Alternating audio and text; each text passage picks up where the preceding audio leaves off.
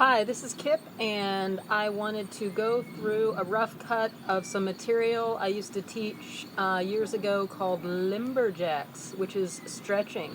So traditionally we would start in the middle of the floor with a partner. If you have a partner, that's great. Sit with your legs at about a 45-degree angle, and if you have a partner, their legs can also be at a 45-degree angle. And you can lean forward and backward with your partner for a stretch. I have an invisible partner. This is an exercise, if you're a Star Trek fan, you may have seen Crusher and Troy work out together. I think it had an episode something to do with falling in love with Riker a second time around. I'm not sure. Could be second chances. Anyhow, you can, if you do have a partner, really lean back and get more stretching through the arms. If you're by yourself, you can also walk forward with your fingers, which sounds silly, but it keeps you from getting ahead of yourself. And when you find the good stretch through the hamstrings, don't be in a hurry to prove that you can go further. Also, being aware of rotating your extremities at all points during stretching. You can feel all the connections when you rotate your ankles all the way through your leg. And breathing is important. I'm not a big fan of prescribed breathing, but don't forget to do it. Sit upright, and then all the traditional stuff where you reach over to one side. And again, I find just even wiggling my extremities makes me aware of where I have tension and tightness. And one of the benefits of stretching is to become aware. And then some of the improvement will actually come through daily habits, more so than during the time that you're doing your stretching. Behind the back, if you can hold your hands together, that's great. If you can just put them behind your body, that's fine as a modification. But if you can, clasp your hands together, leaning forward, leading with your chest. And again, the goal isn't to prove how far you can go. If you're very flexible, you may get closer to the floor. But it's about feeling where you reach tension and breathing into that. I'm looking at old material, so let me check my notes. Next, we're going to move into a figure 4 stretch, which you may be familiar with. You're going to actually cross your ankle over at the knee. Reach up toward the toes. Over to one side. Doesn't matter which side. Right and left are really hard for some of us. Just do both sides. Sit back up, reach toward the sky, maybe just apply a little light pressure to the knee so that you feel the stretch all the way in through the hip. If you're pretty tight, your knee might be like this. I remember when I was teaching this class, if you had some runners in class, they could hardly do this. Strength isn't exactly the opposite of flexible, but sometimes it can be a tough combination. You want both. All right. Switch legs. Again, your ankle is going to rest comfortably over the knee of your opposite leg. Reach up toward the sky. Rotate those extremities. Leaning forward. I already feel really tight just at this angle. I can move forward, but if I move more forward, I'm really moving past the point of tension. And I had a little strain in my lower back, so I'm not going to push it. That was this morning. Got out of bed too quickly. Again, apply a little light pressure. Reach toward one side of your ankle to really feel the stretch through your entire back.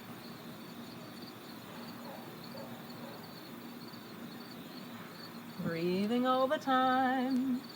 Over to the other side. And release. Next, we're going to do what's called an iron cross by some people. Everything has its own name. All the names are made up. You call it what you like. You're going to lay on the floor, flat and comfortable, arms outstretched. One leg goes straight up toward the sky. I have the sunlight, so I'm pointing for the sun right now. And then over to one side. If you're flexible, you may hit the floor. You may not. Try to relax into this stretch and keeping your arms in contact with the floor as much as possible. This feels amazing on the lower back. It feels like opening the pecs just a bit and a nice twist through the whole spine from the pelvis up to the thorax. And slowly lift to the sky, lower to the ground, and we're going to switch legs. Again, a nice little rotation here, even through the ankle joint. All that fabric that's connected when you just do these small rotations, again, makes you aware of little tight spots that can be a problem. If you start to move too quickly, you're doing the same thing all the time. I'm actually gripping between the planks of my deck to get a further stretch in my upper back here. Take a few deep breaths.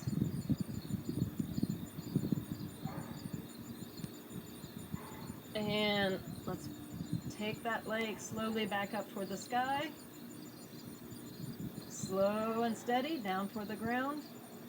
And roll over to one side to sit back up. We are going to do some bird dogs. So you may be familiar with this. You're going to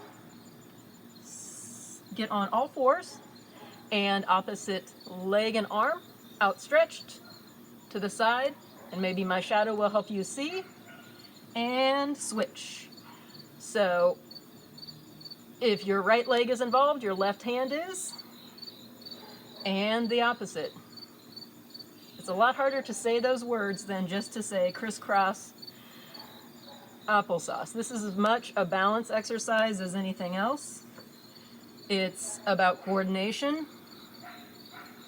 and if you are able to record yourself or you have someone watching, you may notice some strange imbalances from side to side, and just become aware of your range of motion and how it compares right to left.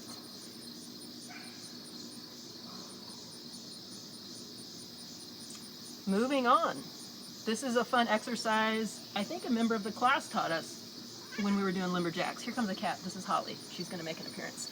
So for this, what you're imagining is that you have a ping pong or a marble on your back, and it is rolling around, and you're just trying to keep it from rolling off. And I don't typically like exercises of the imagination, but this is a good one. See, that's Holly. She's one of the outdoor cats. She's very sweet. She would like a forever home. She's a little bit of an awkward snuggler, but she means well. She's easy to litter train. She was in my house for a little while. She snuck in. She's had 0 accidents. So if you'd like to adopt Holly, she's available. Gray and white cat. So that's a little bit different than a traditional cat-cow, which is going in just a couple of directions. It's really about feeling where you find a tight spot and spending a little extra time there and getting everything moving around.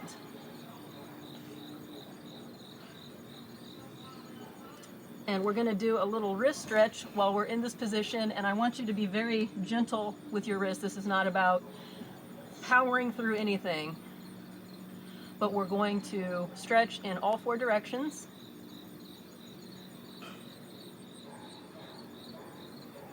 Same on the other side.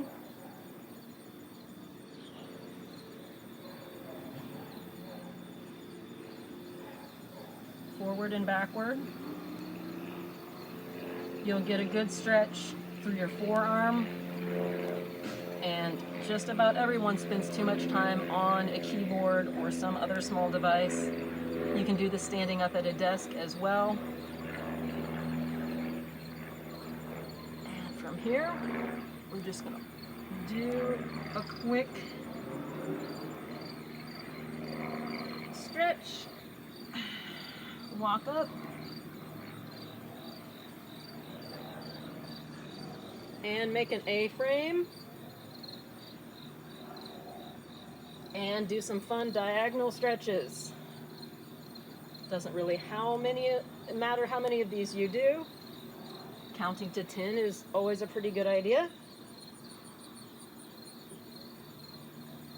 And doing the same number on each side, so you can pile up a bunch on one side, or you can just keep moving from side to side. For stretching, I think it's best to just keep moving from side to side, because we're not trying to wear ourselves out like we do when we're doing strength exercises. We're just stretching, we're just breathing. We're either getting wound down from the day or getting warmed up for the beginning of the day. And from here, there's a little exercise that in class we used to call hell no. So you're bringing your arm in and stretching it out. Your finger is extended and you're saying, oh, hell no. And you'll really feel everything stretch by pointing your finger up. And we would stand in a circle. It's more fun in a circle because you can really give someone attitude if they're not into school. I say to my neighbors, hell no to your yapping dogs. They're gone now. I kind of wish you could hear them. And sometimes I like to make people do things just because then they look silly and it's a fun thing. And from here, let's do a little exercise, sometimes called a windmill or a clock. So you're pointing to every number on the clock. I think we started at 6:30. And we're going to go in every direction. If you find one of these numbers is particularly difficult, you can spend extra time there.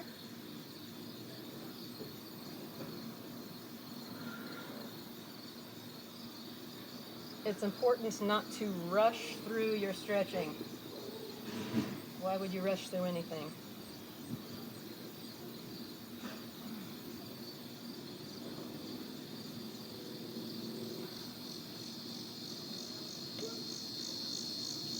And what about the other direction?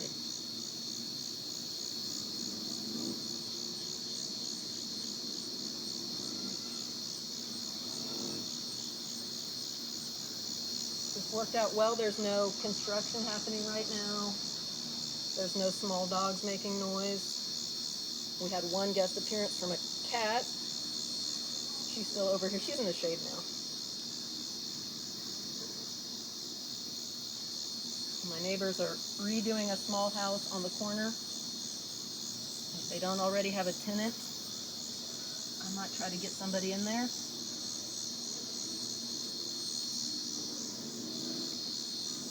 And when you're here, take a moment, let gravity just stretch the back of your neck, letting that 8-pound weight hang.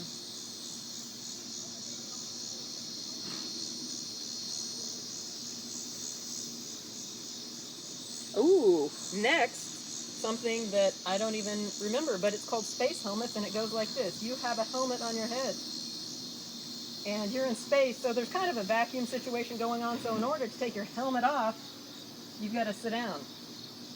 This might look like a squat to some of you.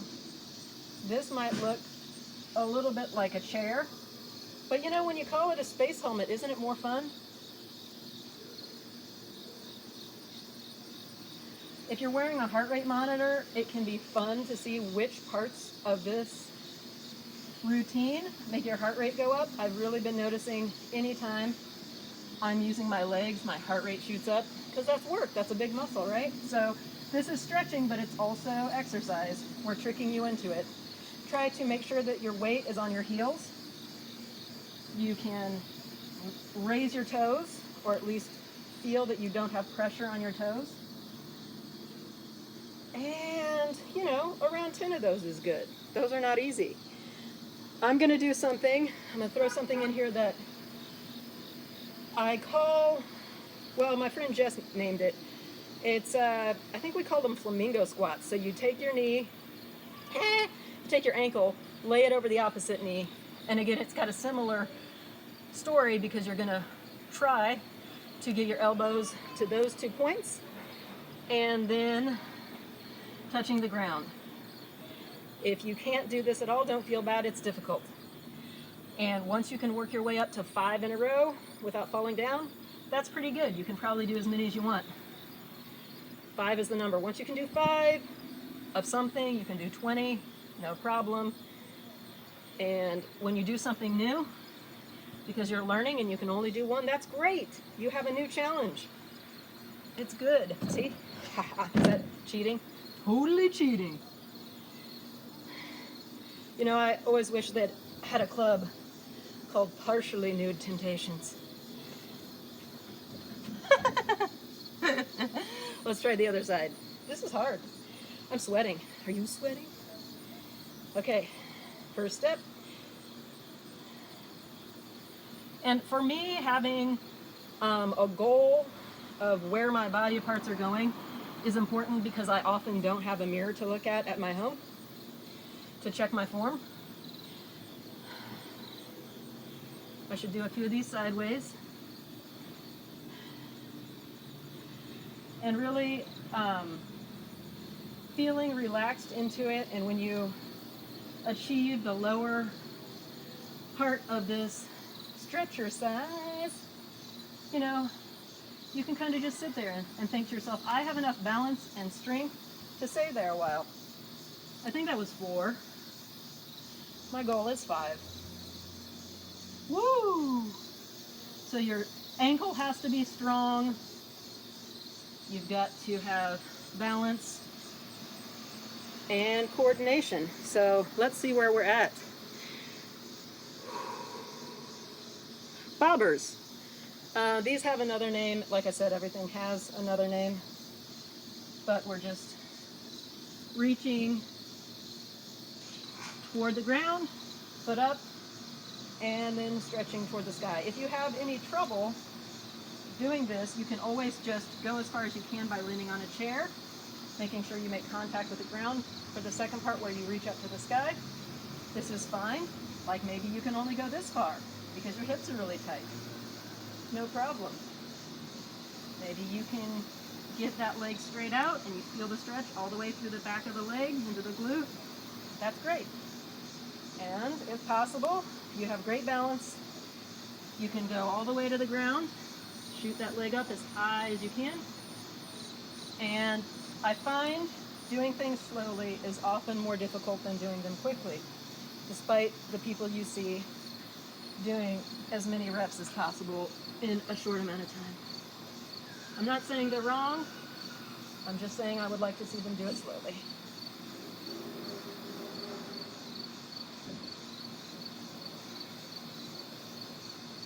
And part of this is stretching.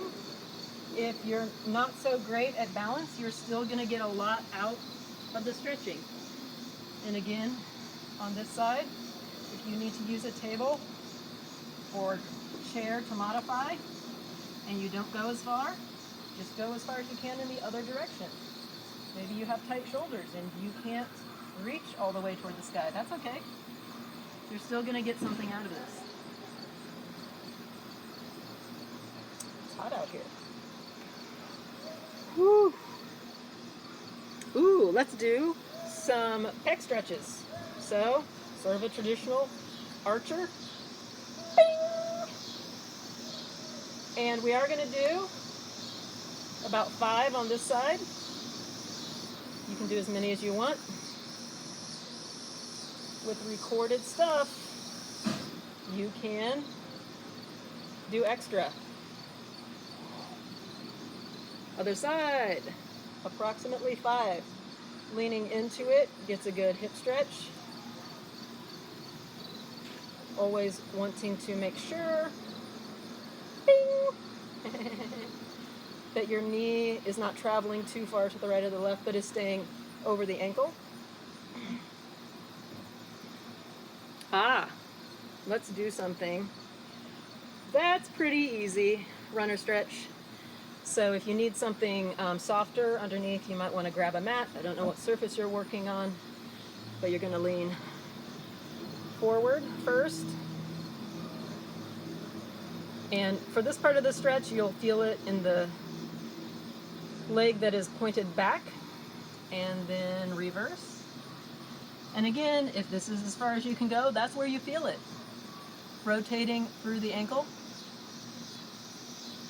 because that's really going to allow some of that connective fibrous tissue to get lubricated, and just for you to be aware of any stiffness you may have in there. Switch legs, leaning forward, extending that back leg back. Again, feeling the stretch first through the back leg.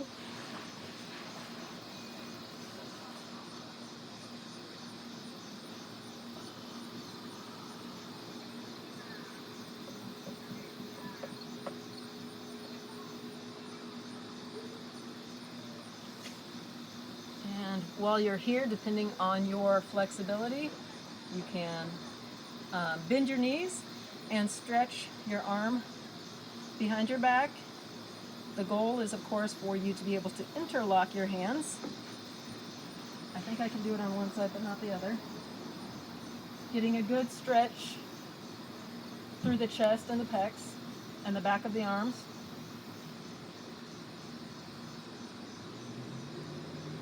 Oh, close. If you can't do this stretch, just tell yourself it's because you're so muscular.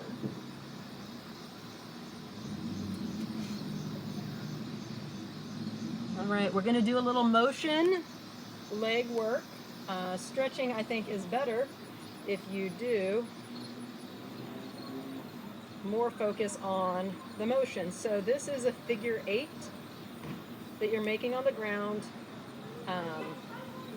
The center portion is right at the big toe of your standing leg. If you had a laser beam connected to your great toe of your moving leg, you would be making a figure 8 on the ground. And you'll really feel, especially when you move from side to side, any asymmetries that are going on. Now point your toe at about a 45-degree angle, and you're just scooping. If you were squeezing lemonade, and you're trying as much as possible to keep your pelvis in one place and just move the ball and socket joint of the moving leg. And again, beginning with that figure 8, it's always trippy to move from one side to the next. You feel like you're moving backward.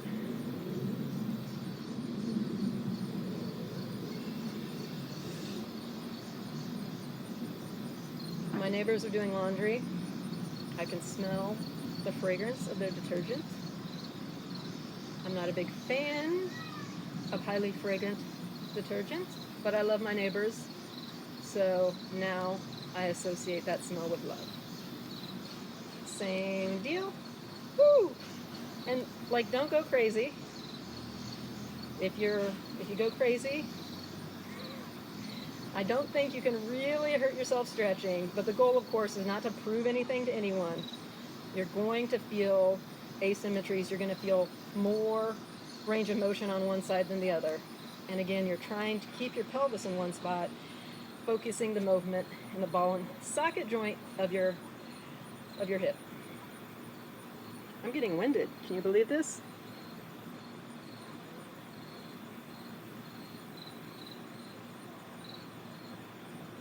And we're going to finish up with just some arm stretching. I'm going to drag this chair over a little bit. Look, it's ensconced in growth. If you can find a chair, a table, a bed, some place to put your arms, because you want to be able to let gravity provide a stretch through your thoracic region, which is your upper back, If you wiggle your weight from side to side, you will feel the tight spots in through your shoulder joints. Don't mess with your shoulders, man. You don't want to jack those up. You want those to remain pliable. You don't ever want to have shoulder surgery if you can prevent it. From here, let's find a wall that you can grip. It's better if you have a wall that you can put your palm against and walk around. Mine's a little low, but I'm going to get what I can out of this stretch by holding onto the surface of this banister and moving my body around. I'm planting my hand and my body is moving around. Again, stopping as soon as you feel tension, not proving anything and going too far. You'll go further next time. Release, and let's do the other side again. I'm just planting my hand because that's the surface I have. If you have a wall, you can plant it in a different location. You're going to feel a stretch through the pecs here as you slowly walk your body around.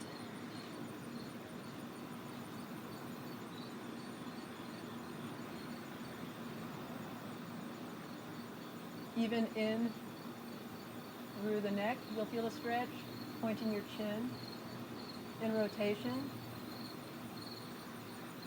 One of my favorite anatomical terms, the platysma, a sheath of tissue. So that's it for this rough run through of LimberJacks, a stretching exercise class. Thank you for your time and your endurance. If you have questions, please let me know. I hope it was helpful.